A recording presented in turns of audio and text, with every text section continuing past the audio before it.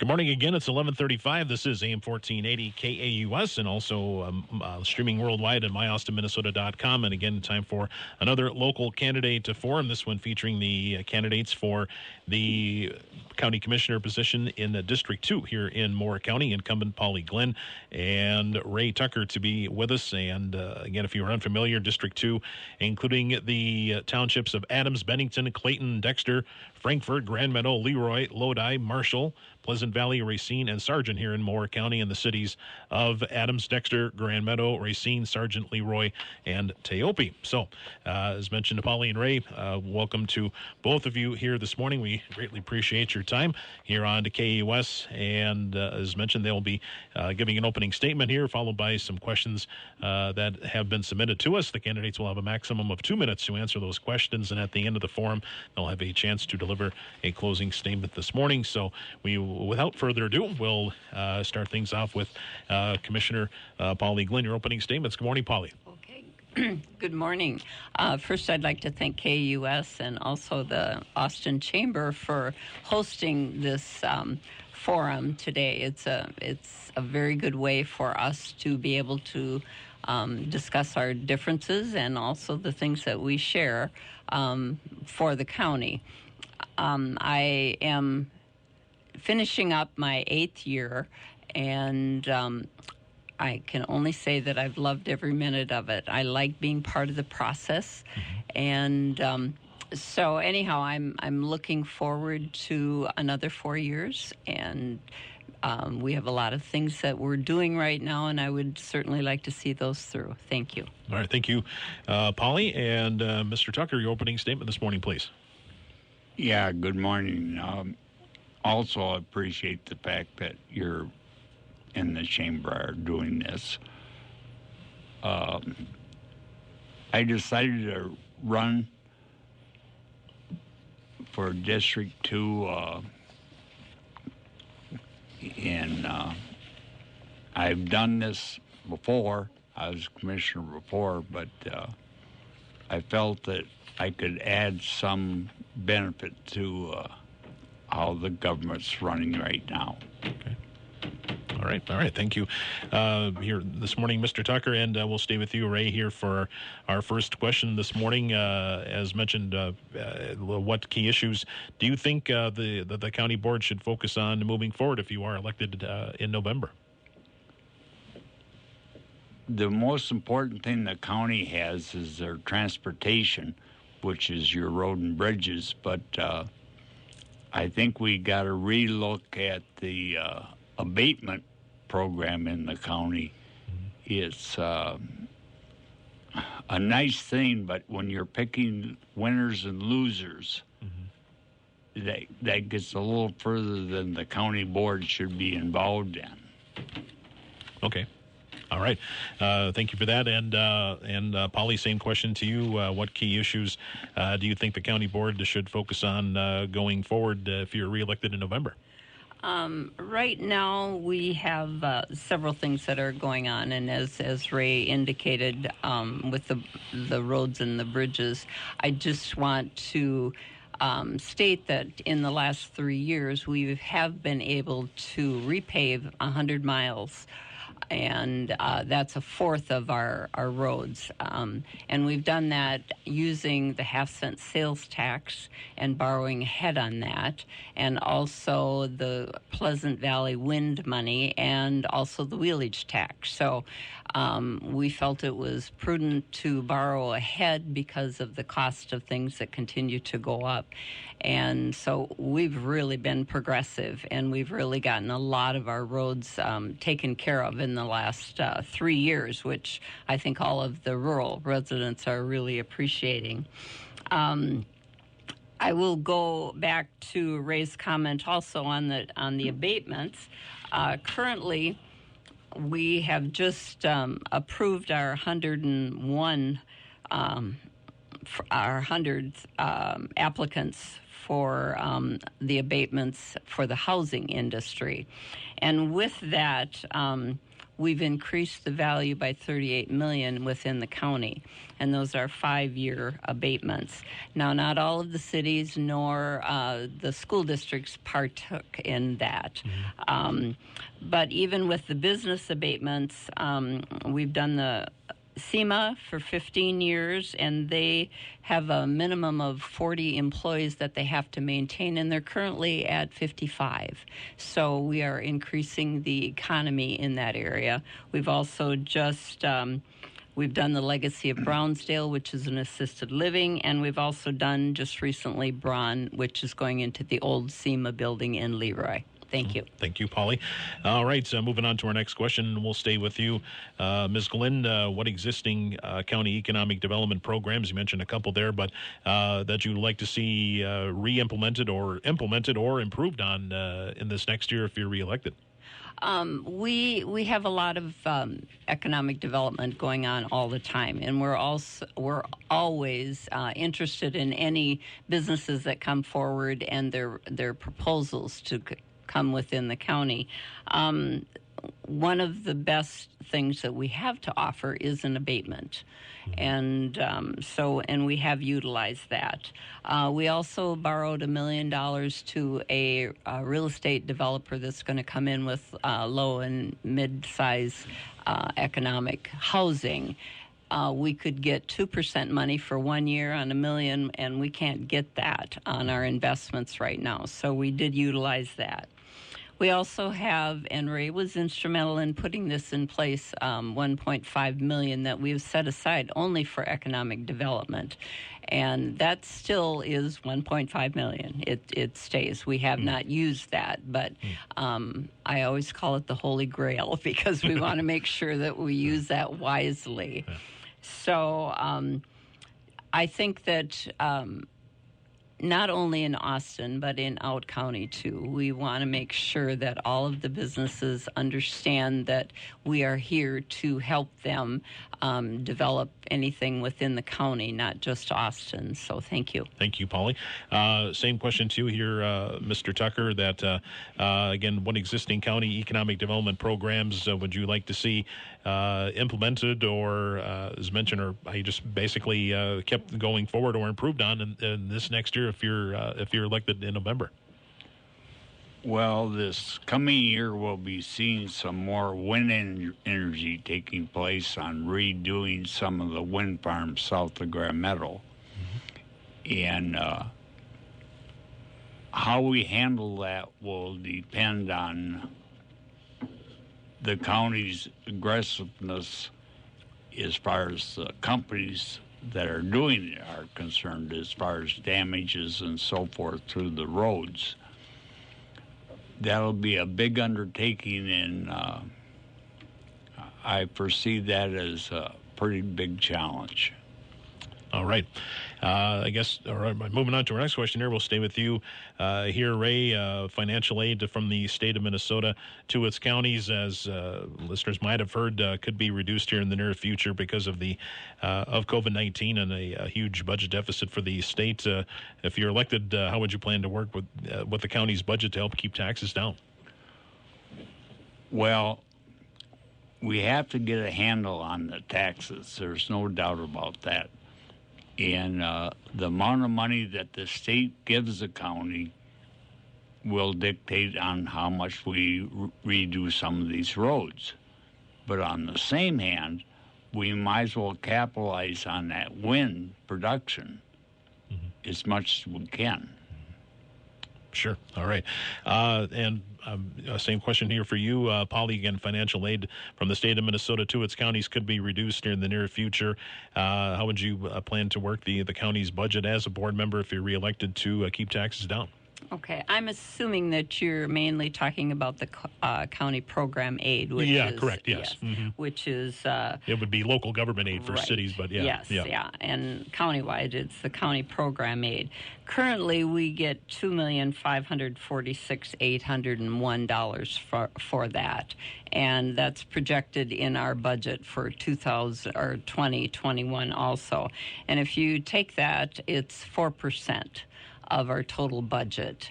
And so we have made arrangements for hopefully getting our budget levy down to zero, but right now we're at 1.25% is what we are looking at, and we hope that we can get that down even further. We do have reserves, and we have 9 months of reserves right now. So if necessary, we could dip into our reserves if we needed to for a temporary period of time with a payback for future years. So, as I said, that's only 4% of our total budget. So, our wind money, yes, they are going to be redoing those, and that's going to increase the amount that's coming in.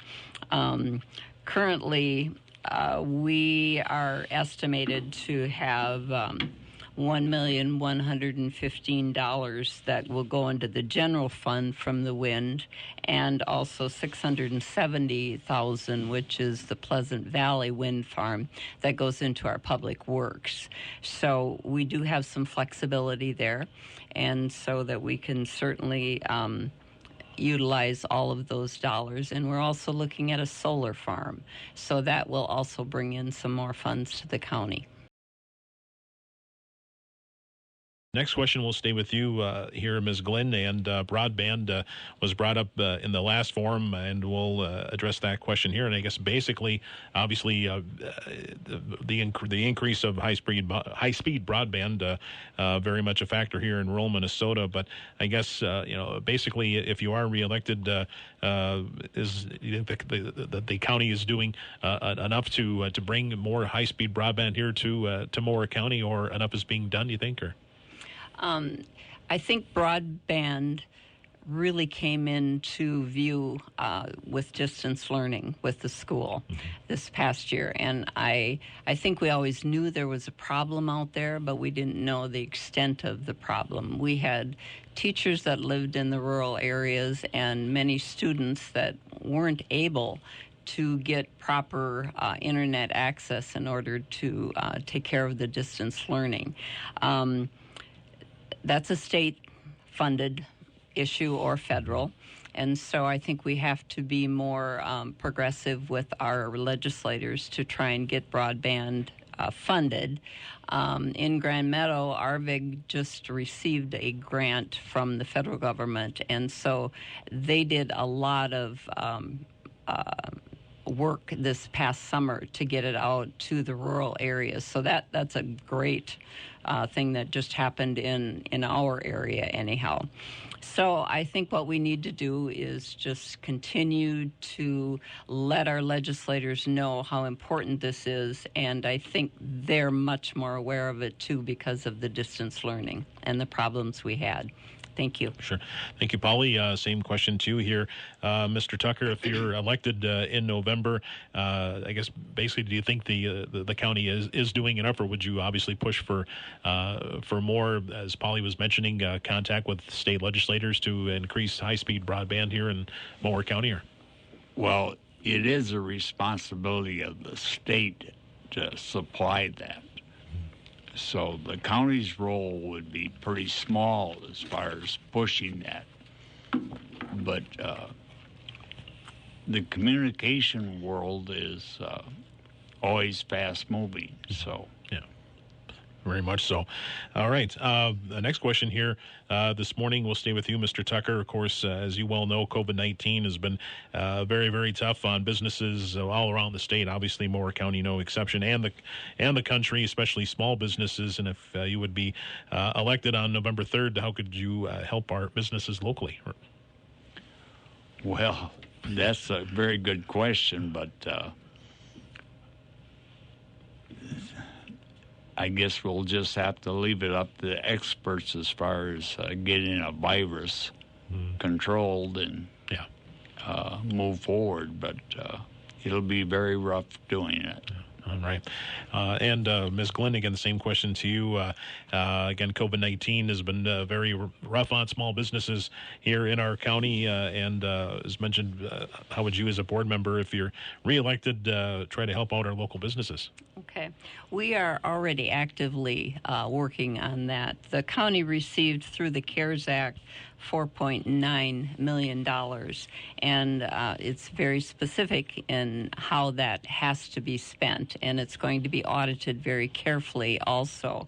But out of that, we put $1.25 million into small business grants, and those are 50 employees or less, and they're 10,000 maximum grants.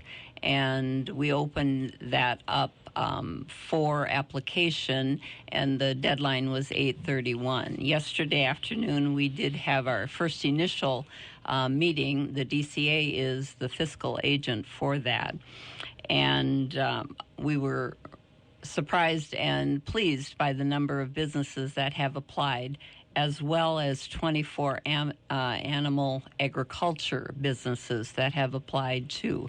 We've set aside 250 for the animal producing agriculture businesses, and we had 24 applicants. So we're very encouraged by that. We also set aside another 250 for nonprofit, and we also have a full slate of applications for them. The COVID CARES Act funds certainly helped the county. We were able to, or are able to, we're still in the process of doing that, of making sure that we have enough laptops for all of our employees. We're going to cut down our health and human services to 75% of who was in there before on a rotating basis. We'll have 25% that will be working from home. So many of those expenses through the CARES Act are taken care of. So we want our businesses to be taken care of too. Sure. All right. And one final question here. We'll stay with you, Polly, as we alluded to in the last forum, but we'll get to it again here. Up until the last minute, the Moore County Fair Board was planning to hold the fair this year at the fairgrounds here in Austin amidst the pandemic. Do you think it would have been the role of a county commissioner to step in and order the fair canceled until 2021? The role of the county board with the county fair is that we own all of the buildings. The county fair, or the fair, has their own board full of many very prominent business people in the area who took that decision to heart. So our role was not to step in and tell them what to do with their business. And we knew that in the end, those people would make the right decision. And when the state fair was shut down and most of the other fairs, I think they saw the writing on the wall.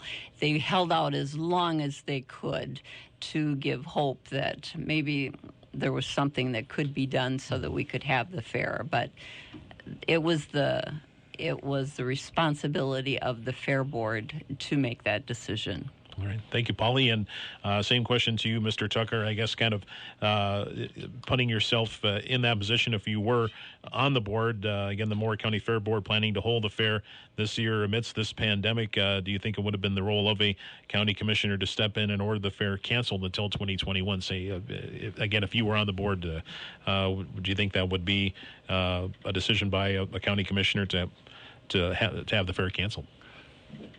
I believe that the fair board, underneath their own guidelines and their own board, would make that call, not the county board. Mm-hmm. As Polly said, the county's investment out there is strictly in the property itself, in the buildings. Mm-hmm. So the running of the fair is strictly up to them. Sure. All right. Well, we come to the time here for closing statements in this second County Commissioner Forum of this Thursday morning. And Mr. Tucker, we'll start with you for a closing statement here this morning. Well, I'm looking at District to represent them again and I'd appreciate their vote. I believe that we can get through this and get a better handle on the taxing in the county. And with that, I guess that's all I have to say. All right. Thank you, Mr. Tucker. And Polly, your closing statement here for us this morning. Right. Thank you again for the Chamber and KUS for allowing us to have this time. I can only say that I have always said this, even when I ran against Ray before. I respect Ray. He was on the board for several years, and my running had nothing to do with whether I thought he did a bad job or not. My running was because I love government, I love the process, and I thoroughly enjoy being a county commissioner. I love my farmers. I was an ag banker, and so I certainly understand most of their concerns and their problems, and I think they're comfortable coming to me and talking to me about them. And so I choose to run again to represent all of those people in Out County. Our district is the only one that doesn't have a piece of Austin, and so we are strictly rural. Mm-hmm. And so anyhow, I appreciate the job that I was given, and I love what I do, and I hope I can continue to do it for 4 more years. So thank you. Thank you, Polly, and again, thank you, Ray. Both well done here this morning. Well done here this morning. Well done here this morning.